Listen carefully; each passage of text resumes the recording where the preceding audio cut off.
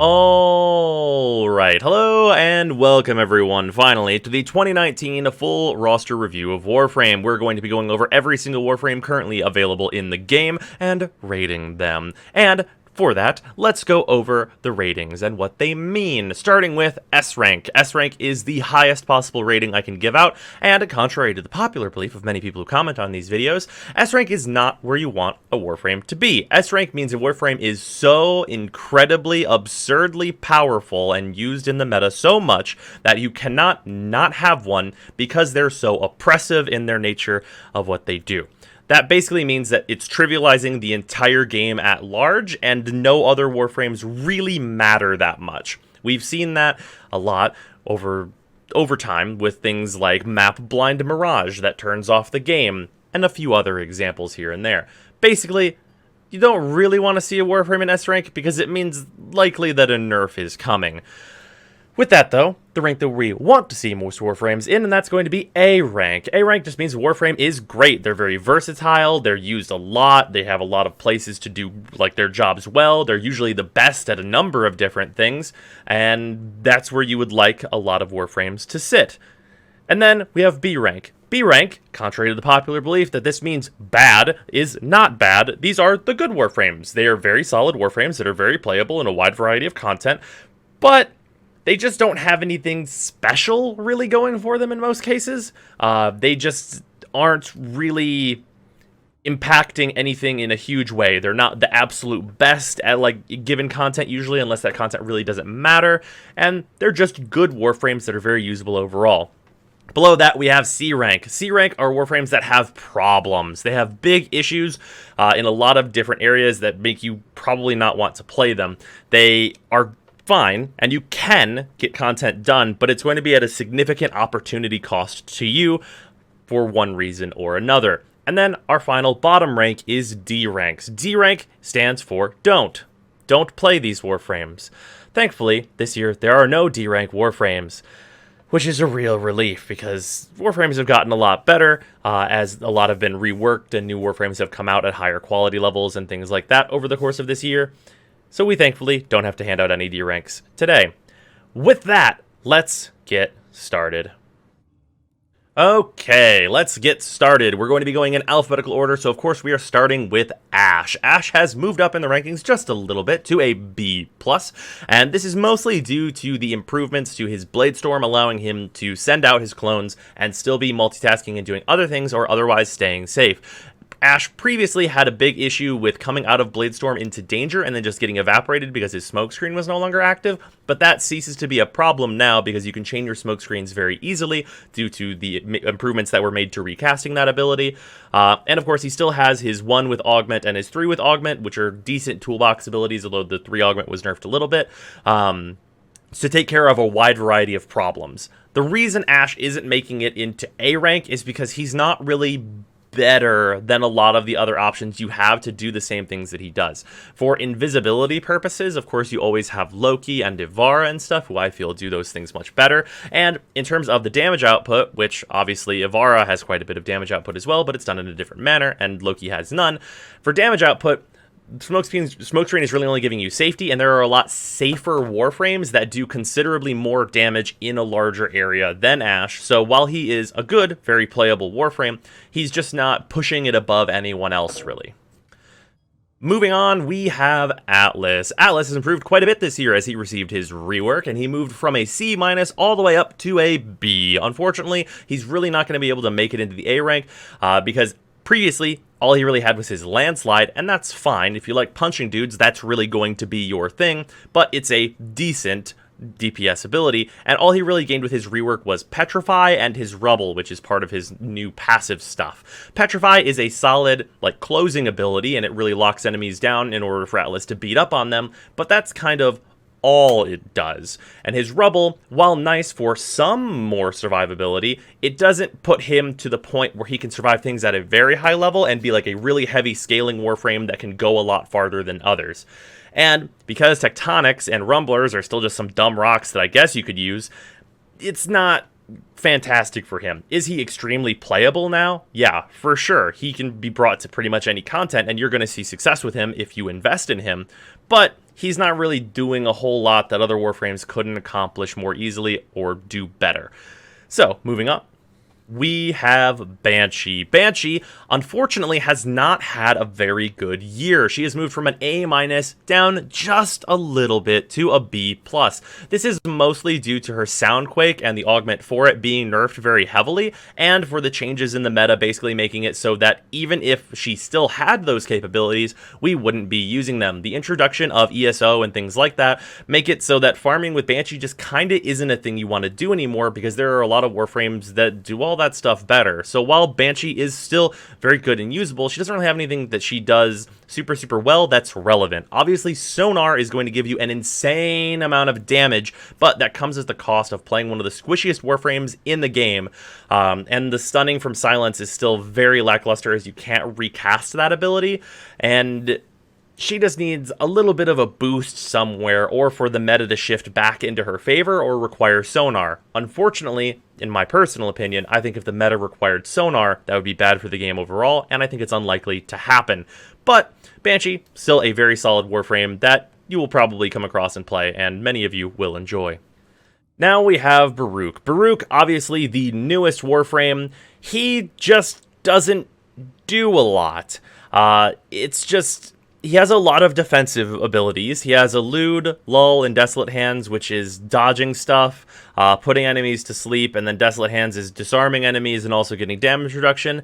And that's all fine and good because he's very capable of surviving, but Serene Storm is kind of a bad exalted ability at the moment, with not much use outside of killing very low-level enemies that shouldn't matter to you anyway, especially at the point where you acquire Baruch, being one of the hardest Warframes to acquire in the entire game, even much more difficult than many Prime Warframes.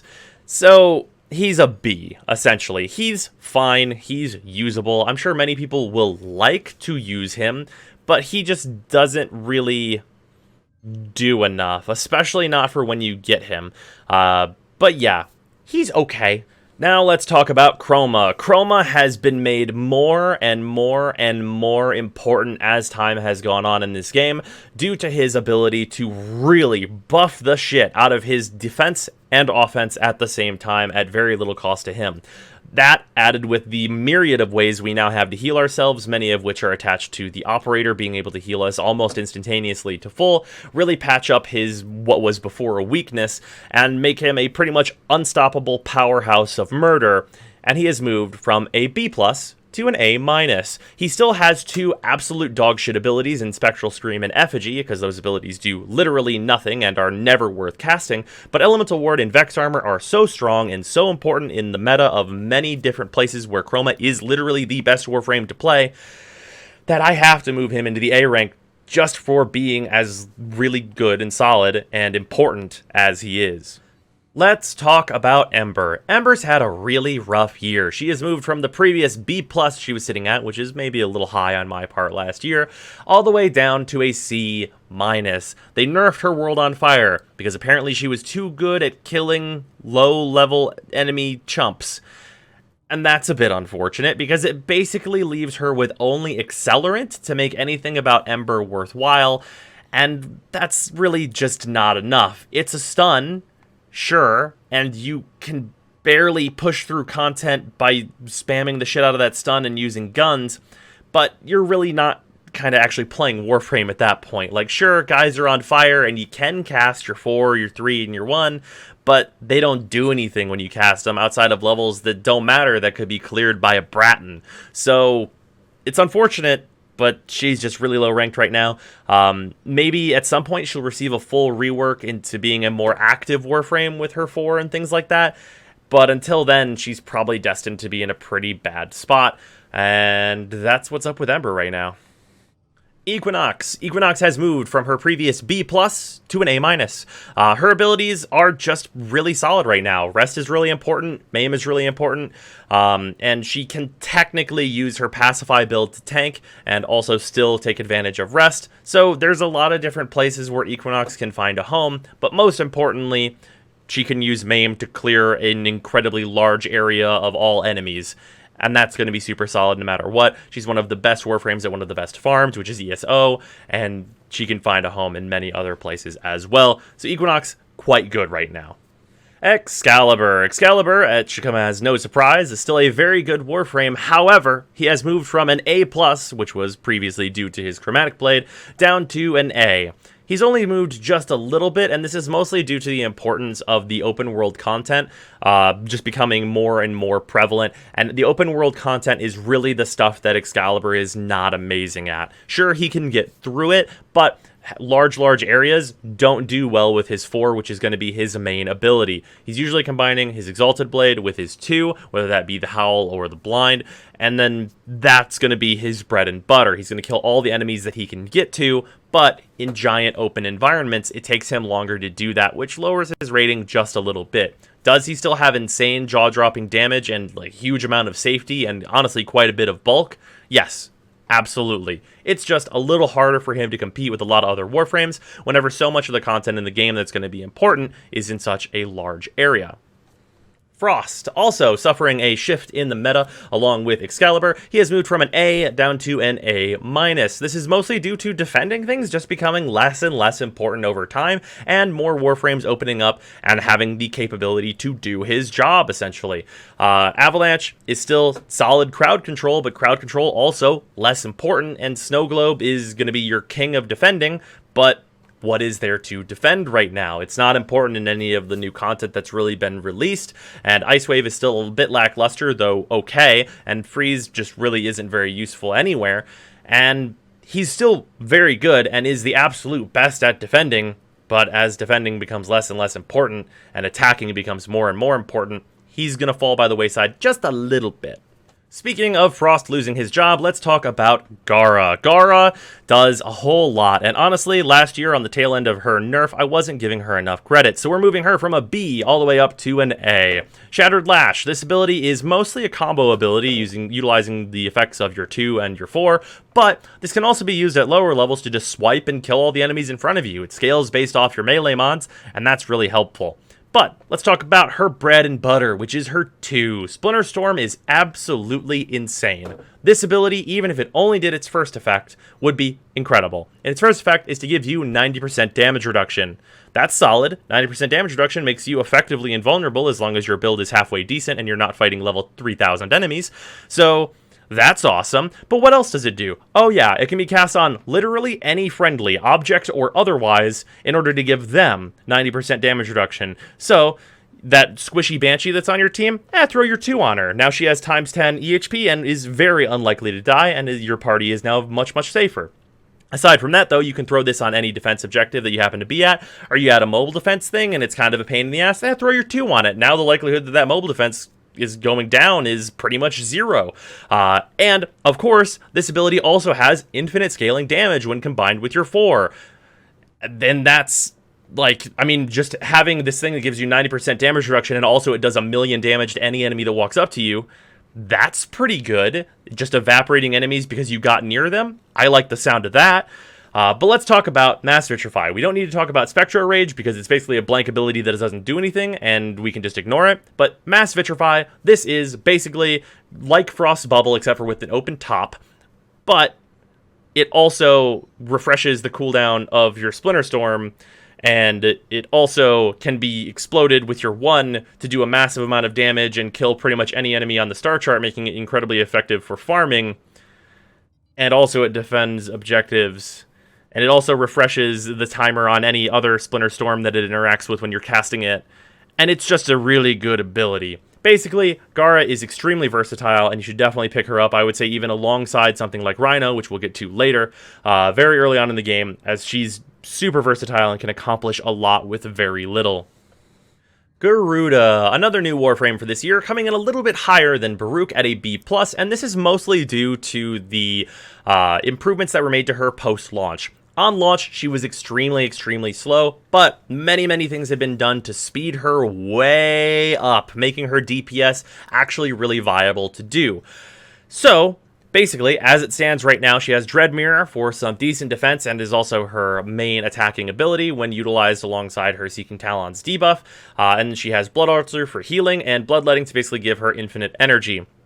She's solid, but doesn't do anything particularly crazy. She's just a solid Warframe that can get a lot of things done, and that's just fine. I will say, I do think she's an incredibly large amount of fun at current, and I would encourage people to try her just for that aspect. Herro. Herro moves from an A- down to a B+. Herro just doesn't have as much to do now. I think that he is just kind of a tier 2 pick now for doing Eidolons, and he's also insanely difficult to acquire. And to acquire him, you're going to need to get his better, which is a Warframe we'll talk about in a little while here. But basically, he has some okay crowd control with Condemn. Penance gives him some fine buffs, including some lifesteal, and Thurible gives you the ability to generate energy for your team, as long as you're the one doing all of the work.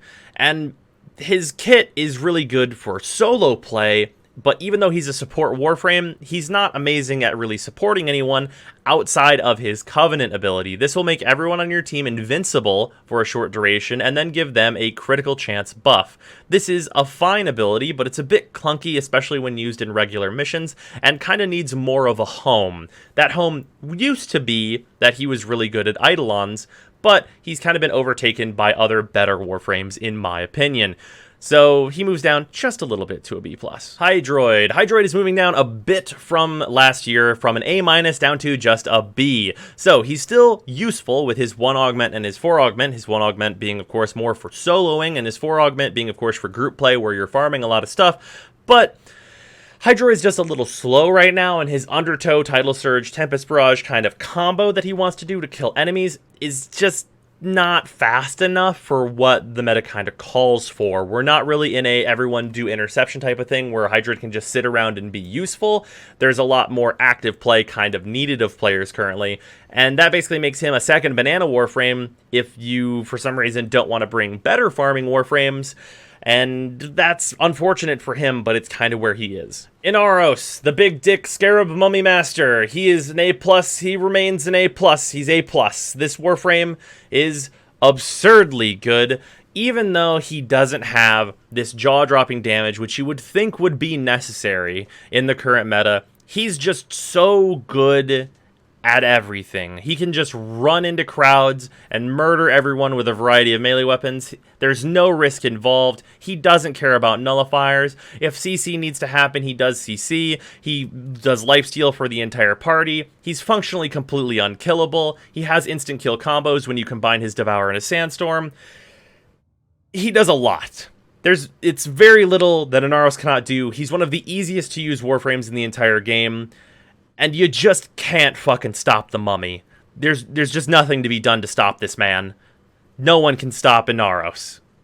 Ivara, at no surprise, keeps her A+ ranking. Her quiver is incredibly useful for a variety of reasons, sleep being an incredibly powerful ability for a variety of things, especially considering the new stuff in Fortuna. Her navigator is honestly a tier 2 option for farming the Terralists, which is kind of crazy. Her prowl is an infinite duration invisibility that also gives you the ability to loot stuff off of enemies, which is really useful. And her Artemis bow is one of the highest damage weapons in the entire game, and can deal with pretty much any problem you're ever going to come across. Ivara is an incredibly good and versatile Warframe that you can bring to just about anything, and honestly, there are a lot of situations where you go, well, I could bring an entire party of Warframes, or just Ivara by herself, and that'll be about the same. She is supremely powerful in what she does, and she's an A+ because of it. Cora, many of you will be surprised to hear, is actually at a B+ right now. After she was launched, many improvements to her were made, and she was given an augment for her 1. Her 1, of course, being her most important ability, and that augment, I think, being pretty much required. She can do damage in a really respectable area, and a lot of it, because it combines with, of course, your combo counter, and that new augment, to be able to kill pretty much anything. You combine that with Ensnare, being reworked to work with Whipclaw, and be actually very good CC, and bring a lot of enemies together so that you can murder them all, and then, of course, Venari giving you healing to give you a decent amount of survivability. It's not amazing, but it's okay. Venari's mostly a gimmick. And then, of course, the Strangledome, if you really have an oh shit moment and you just need to lock down an area. I think the Strangledome is probably her weakest ability right now, actually, because it's a really clunky thing to use. But Whipclaw and Ensnare combine to make her a very solid to use Warframe. That, I will say, is just kind of not super worth getting from SO, but you are likely to get her from SO just by leveling other Warframes there, because that's kind of the primo location to level Warframes is Sanctuary Onslaught. So yeah, you're likely to get her kind of one way or another as long as you're leveling things in Sanctuary Onslaught, and she's definitely worth building up. Limbo. Limbo has moved down just a little bit from an A to an A-. He still has a ton of things going for him. He's completely unkillable because your passive to dodge into the Rift is just making it so that nothing can kill you. Your stasis gives you the ability to stop time in the Rift. You bring enemies into the Rift with Cataclysm. If you, for some godforsaken reason, need more damage, you cast your 3, and then you murder everyone in the Rift. You have a huge amount of control, and you just use that control to eliminate enemies. One of the only downsides to Limbo is that if you're playing Limbo, it's likely that your entire party hates you, but you can just play solo. The reason that Limbo is losing a little bit of ranking here is actually just because he's less and less useful, as we don't really need to stop time and keep everyone paused. It's a very control-heavy thing, and we kind of need more damage than that. And while he can do damage, it's a little slow, even if it is a lot. So yeah, he loses a little bit of ranking, but Limbo is still very, very good post-rework. Let's talk Loki. Loki is a victim of the game moving forward, essentially. He's moving from an A+ down to an A-. He's just less and less useful as what he does becomes less useful. His invisibility is incredibly good, his radial disarm is incredibly good, and those two things have been carrying him for a very long time because they make pretty much any encounter Loki goes into really safe for him to eliminate all enemies. But part of what's also lowering Loki's ranking is that the stealth multiplier was massively nerfed. Before, Loki could kill just about anything by swinging a melee weapon once. That is a lot less frequent now because the stealth multiplier is not as prevalent in the game, and especially so with stealth gas not being a thing anymore. Loki is, of course, able to hang with the best of them. He can do pretty much any mission in the game very easily, and his invisibility is most of the reason for that. But yeah, he's moving down just a little bit because the game is moving forward without him, as he doesn't have any damage abilities. Magga. Magga got a surprising amount of improvements this year. Mag has moved from a C+ all the way up to a B+. This is mostly due to the augment for her 3, allowing her to engage very, very easily. And this basically makes it so that she can safely play solo and do a lot of content very easily all by herself. Magnetize is still an incredibly good ability, made even better by the changes to the Detron series of weapon, making the combination of Magnetize plus Amara Detron absolutely just stupid. The changes to Crush, giving you the ability to use it much more frequently in safer ways, and it of course giving you overshields and things like that, make her significantly better and a lot more appealing. And honestly, she might even be a potential candidate for me to start my next free to play through with, but of course I am still debating that, but more news on that in the future. Mesa. Mesa obviously has just received her Prime, and Mesa was an A+ and remains an A+. This should not be surprising to anyone. Mesa is an absolutely insanely good Warframe. She has non-stop jaw-dropping damage in a huge range. She can just obliterate anything around her with so much damage. It's incredibly safe due to Shatter Shield and Shooting Gallery. Shooting Gallery is also buffing your damage even further. The only bad thing about Mesa is her 1, because it has a capped amount of damage. She's an amazing Warframe. You turn your 4 on, you eliminate everything that you encounter. This, of course, is buffed even further by you being able to combine it with your 4, which makes her a very valid pick for ESO if you want to form a weapons that way. And she just does everything. She does all the things you could possibly want a Warframe to do at the current time in the current meta, and even with all of that stuff, she's also the only Warframe besides Volt that has an ability that can buff operators, with her Shooting Gallery actually buffing the operator amp damage for Terrorist fights. And she is, I think, still a tier 2 option for that, but it's still an even additional thing that she does, and she's incredible. Everyone should get Mesa. They also made her even easier to get, so you should all get Mesa. Mirage. So, Mirage was a B and remains a B. She just doesn't have a ton going for her. Her 1 is a damage buff, and that's fine. It's also kind of a defensive ability, but not really, and her 2 is still really bad even after the changes to it. Her 4, since its nerf, has been bad, even though it used to be what was making her an S-rank Warframe, and her Eclipse is either a offensive boosting ability or a defense boosting ability, depending on what kind of light you're standing in. This isn't a snapshotting ability, though, so it makes it really, really clunky, and in most cases, it's just a thing where you probably wish you were Chroma unless you've got something against dragons, because Chroma does kind of everything Mirage can do, except for way more conveniently and safer, and he essentially gets both buffs that Mirage can provide at the same time and then some. So yeah, Mirage is playable, and she's fine and good for content, but there are better Warframes for you to choose. Necros, also known as Bone Daddy, he is an A-. He was an A-. He is an A-. Not a lot has changed here. You are still Desecrate. You are a Desecrate bot 547. That's what you do. You are here to get more loot. That is what Necros does. There is a Shadows of the Dead build with the SOS augment that I don't think is actually very good anymore, and I just go for a pure Desecrate build, but Desecrate is literally so important to the game, because this is a game about farming, and it's the farming ability, that it kind of makes him what he is. Terrify also is helping him here, because it is a solid, like, save your teammate type ability. But yeah, he doesn't have an amazing amount going for him, but what Necros has going for him is being the loot frame in the loot game. So he's quite good, and you almost certainly want to have one in your arsenal. Let's talk about Nezha now. Nezha received one of the best reworks this year, moving him from a B+, where he was just kind of a good Rhino clone, all the way up to an A+. Nezha is extremely, extremely good right now. Firewalker for going even faster along with his passive. Blazing Chakram can do a very impressive amount of damage alongside its augment and generate a ton of healing orbs for you. The changes to Warding Halo make it an incredible and consistent defensive ability that doesn't leave you vulnerable anymore when it runs out. And Divine Spears is, of course, going to be your crowd control ability that also makes it really easy to set up for your 2 with its augment to bounce around and kill a bunch of enemies very easily. Couple that with Nezha being the best at a number of different farms in the game that are kind of minor, admittedly, like getting the Cephalon fragments and things like that. And he's just a really, really good, versatile Warframe. He has moved from just being, like, worse, fast Rhino to being fast Rhino, and that's super fucking good. Nidus. Nidus is still Nidus. He's as good as he was. He's an A. He was an A. He's an A. Nothing has really changed for him. He still scales up really well with his virulence. His larva is still very useful in a couple of farms, including the most important and best farm for Endo in the entire game still. Parasitic Link makes it so that he's double invulnerable, and Ravenous gives you a good way to capitalize on your stacks by building even more stacks and getting even stronger, and also healing you even more.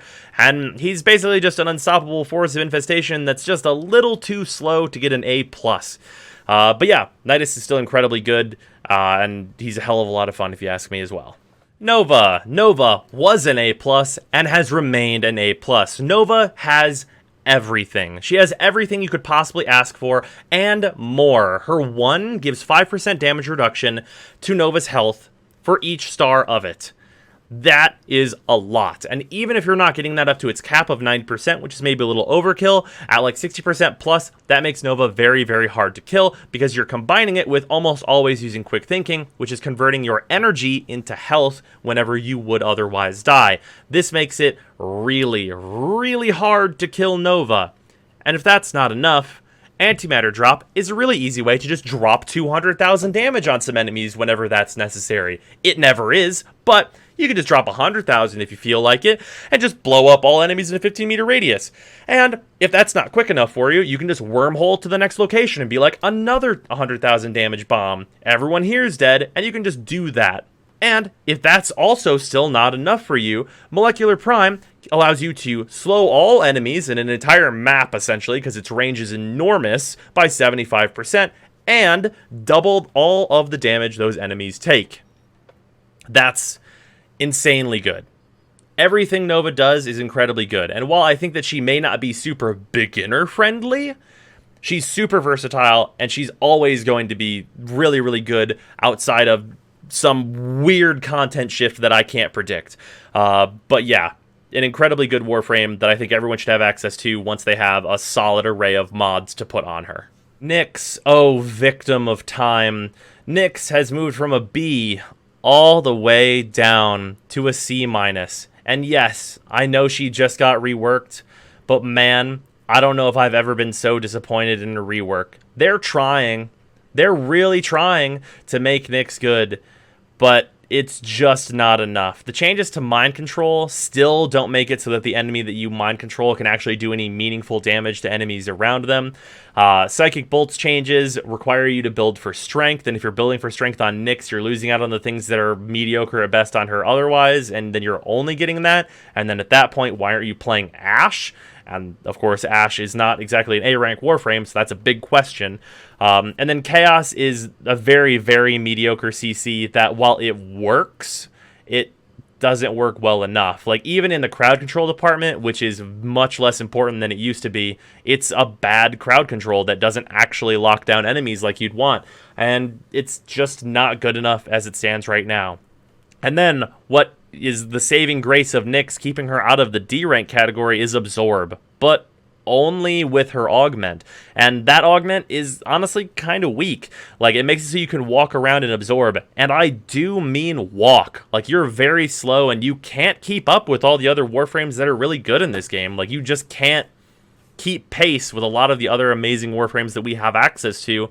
And it's really unfortunate. Like, you need to pretty much be using a melee weapon in Absorb, because then you can use that to abuse the amount of speed it can give you and forego the walking restriction. And having to do that turnaround to forego this walking restriction just feels bad. Like, Nyx would probably still be really mediocre, even if you had a full range of movement while using her augment on her 4, but making it so that you're also slow is kind of the nail in the coffin for putting her into low C rank, and it's really unfortunate because I had high hopes for her rework overall. Oberon. Oberon is moving from a B all the way up to an A-. Oberon's really good at the content that we have available right now. He's able to solo pretty much everything in the game very easily, and he fits into the niche more than any other frame as the tank that heals stuff. This allows him to very easily solo the Terror List, even the full set of 3 each night, and that's very good for a lot of solo players. His Smite, of course, has its place in certain stuff. Many sorties will be able to abuse Smite so that you can complete them very easily, things like that. And of course, the Hallowed Ground plus Reckoning combo allows him to get through pretty much any amount of armor if there's an issue with a high-level enemy that he encounters. And that stuff's all pretty good. He's not, like, crazy amazing, but the content that we have available in Warframe right now and that we want to do is kind of calling for an Oberon, with the only real exception being ESO, but even there, it's not like he's bad. Octavia. It should come as absolutely no surprise that Octavia was an A+ and remains an A+. This is probably the most broken Warframe in the entire game that no one's playing. Mallet is infinite scaling damage that enemies are forced to attack. Resonator can make that Mallet mobile, although I usually would suggest against that. Metronome gives you a shit ton of buffs, including infinitely refreshable invisibility that makes Loki considerably less relevant because you can also give that invisibility to your entire party. And then Amp, which gives you a huge damage boost, almost on par with Rhino and Chroma. She does everything. She literally has every conceivable possible thing at her disposal, and no one plays this Warframe. I don't know why. She's absurdly good. Like, I mean, I get that a lot of people don't find her fun, but she's just so absurdly powerful that I just don't get it. Like, if you, like, Octavia is the one, if you're gonna go, like, 12 hours, let's say, in a survival, you're gonna bring in Octavia, because, like, literally, like, Octavia plus, like, maybe Necros, boom, you're done. There's a 12-hour survival if you really want to. She's that good. It's really absurd how powerful this Warframe is. I'm honestly surprised she has managed to stay as strong as she is for this long, and I would very much recommend her to any free-to-play player that ever thinks they're going to encounter a challenge that cannot be overcome, because Octavia will overcome all challenges, essentially. So yeah, that's Octavia. Revenant, also a new Warframe for this year. He is also a B ranker, just like Baruch. Enthrall is basically a copy-paste of Nyx's 1, only it's actually a bit worse than that. And it doesn't really have a place here, much like Nyx's 1 does not. Mesmer Skin is a mediocre defensive ability that has an extremely long casting time, and to refresh this ability more easily, you're supposed to use Enthrall plus Reeve, which is a movement ability. But if you're not in your 4, Reeve has an incredibly long casting time as well. And if you are in your 4, you can't cast your 1 in order to use Reeve to get back Mesmer Skin. So it's just a bunch of things that don't really work together into a cohesive thing to do. And then Dance Macabre, although it gets a lot of hype from people, I really don't understand why. It's a mediocre DPS ability that will kill some stuff, especially at lower levels, but just isn't really impressive to me in any given way, even with its damage-changing capabilities. But yeah, he's fine. He's serviceable. You can get things done with him. It works. Let's talk about Rhino. Rhino was A+ and remains the gold standard for an A+ Warframe. He's incredibly good at everything. He's the best beginner Warframe in the game. You get your starter, you immediately go farm Rhino. Getting Rhino that early means that you're going to be able to build him up and just get huge. He has basically infinite scaling, health with his 2, because you combine that with his 1 with all those augments and things. His Roar allows him to be one of the best DPSs in the game, second only to Chroma for those big fights like the Terrorist and the Spidolons. And then his Rhino Stomp is one of the best crowd control abilities in the entire game. And in addition to that, it has one of the best damaging abilities for farming in low-level areas. He's an amazing Warframe that has basically no downsides. If you don't have a Rhino, you should get a Rhino, because if you put something in front of him, he'll fucking pummel it into the dirt. That's his job. That's just what he does. Saren, holder of the Best Rework of the 2018 award, goes from B+ straight to A+, even over the course of 2 nerfs. After her initial rework, she is absurdly powerful. Her spore spreading, getting that on enemies, building up that massive amount of damage that was switched to corrosive, which is so important, is incredible. Using Toxic Lash to accompany that, to spread it with a melee weapon, doing jaw-dropping damage and basically eliminating anything you touch with your melee weapon is fantastic. Miasma's ability to create a cascade that destroys like everything in like a 50-meter area around you as long as there are enough enemies to spread your fucking plague is awesome. And then you combine that with Molt, with your 2 augments, in order to have consistent healing and be pretty bulky considering the amount of damage you can output, makes Saren absolutely destructive right now. It is insanely good at so much content. Are you going to be bringing Saren into any of the huge boss fights like the Terrorist and the Spidolon? No, but she's great at anything requires murder, and guess what? Pretty much everything that's not those requires massive amounts of murder, and she's great at that. Titania. Titania was buffed a little bit. She's moved from a C- to a C+. I'd still like to see a lot more improvements with her, but her Tribute is significantly less clunky now, and her 4 is a more important ability overall now because DPS is more important now. And while it's not incredible for the types of DPS that we actually need in the game right now, it is definitely serviceable, and the improvements to it overall have definitely been impactful. Of course, there were also the improvements to Lantern, making it a better ability to use just in general, and Spellbind is still also usable. So she's usable, but it doesn't really go much beyond that right now. I'd still like to see some improvements to Titania overall, but I'm not holding out hope that we'll see any more. Trinity, if you would like to support in Warframe, look no further. She was an A+, and she remains an A+. Do you want infinite energy for yourself and your entire team, and also the complete and total inability to die for you and your entire team? Then look no further. Trinity provides both of those things with Energy Vampire and Blessing. And honestly, if she still had her DPS capabilities from about the midpoint this year that were nerfed from Link, she'd probably be in S rank again, even though she's previously been there for an entirely different reason. She would be back, but those were of course nerfed, and she's in still a really good place. Like, if you need a support Warframe, this yo girl, like, that's what's up. If you like to support, look no further. This is the one you're looking for. Valkyr is unfortunately moving from a B down to a B-. She's getting worse and worse as time goes on, just due to melee weapons getting better and better and better as time moves forward. Right now, she's pretty much just a glorified attack speed boost for herself and her squad, and also she's pretty tanky at base, which helps her out a bit.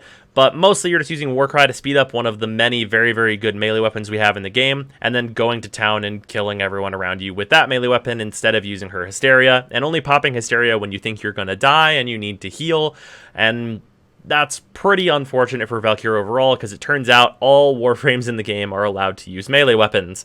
Her Rip Line is still a meme, and her Paralysis just isn't very useful, and it's really unfortunate for her, but that is kind of the way it is. She also requires more Forma investment now, because you have to Forma her claws separately if you are going to invest in them, and that's just unfortunate. Vauban. This rating is one that I hemmed and hawed about a lot, but I've been giving Vauban too much credit, and I had him at A- before, but I'm moving him all the way down to a C+. He really just doesn't do enough right now, and I think it's very unlikely that that changes. His Tesla is just a bad ability, and while it's goofy fun, it's just a bad ability. Each part of his Mind Layer is either for trolling, like Bounces, or is just bad. Shred is a bad ability, Concuss is a bad ability, Trip Laser is a bad ability. Bastille is still a good crowd control ability, but as I've been saying over the course of this entire review, crowd control is becoming less and less important, and even within the crowd control, like sphere, let's call it, there are better abilities available to you than using Vauban, and those Warframes have other good abilities you'd want to be using at the same time. Vortex is also not useful. It's basically just a crowd control that's smaller than Bastille, so you are not really going to cast it very often unless you're throwing it into a choke point. But at the point where you're throwing it into a choke point, you have a lot better things to be doing at that choke point, like murdering everyone there. And it's unfortunate for Vauban. It's, I think, not going to change, because any kind of thematically appropriate rework to Vauban, I think, would probably make him either still not good enough or S rank, neither of which is a good outcome overall. So it's unfortunate for our train-headed boy here, but he is moved down to a C+. Volt, not a lot has changed. He was a B+, and he is still a B+. He's still very fast with speed. His Electric Shield is still incredibly useful for Terrorless. I think it's the most useful kind of auxiliary skill to bring on those hunts. And then Discharge is useful in ESO for clearing the maps and stuff, but that's kind of all it's really useful for outside of some lower level farming and things like Hydron. And there are just other Warframes that do that stuff better at current. I think Volt is really, really close to being an A ranker, and it's not even that his abilities themselves really need to change. I think it's more so what mods and what power attributes affect his abilities kind of need to be shuffled around to make a lot more sense to get a cohesive, like, Volt build all together, where you can use speed, electric shield, and discharge and shock all together, and that would really push him into the A ranking. But as it stands, that kind of doesn't exist right now, and it's sad to say that he can't make it into the A ranking like that, I think. Wukong, one of the last and almost the least. Wukong is a B- still. Nothing has really changed for him. This Warframe is obviously often just called Defy, because that is his only good ability. Iron Jab sucks, Cloudwalker sucks, Primal Fury is a bad exalted ability, but Defy makes you completely unkillable. You get to do whatever you want. Do you just want to look around and observe some things and maybe just watch some guys shoot you and not care? You can do that with Defy. You just want to follow your teammates around and just see what they're up to and revive them if they die? You can do that. You want to grab like an actually good melee weapon that's not your exalted and kill a bunch of dudes and have no fear of dying? That is a thing that you can do. There are just other Warframes that also don't die and provide considerably more at the current time. And honestly, if he just stays like this for the foreseeable future and doesn't change with his deluxe skin that's coming soon, it's likely that it will get even less important that he's invincible, and he might actually slip into C rank as the game moves forward. And finally, we have Zephyr. Zephyr moves, because of her rework, from a C- all the way up to a B+.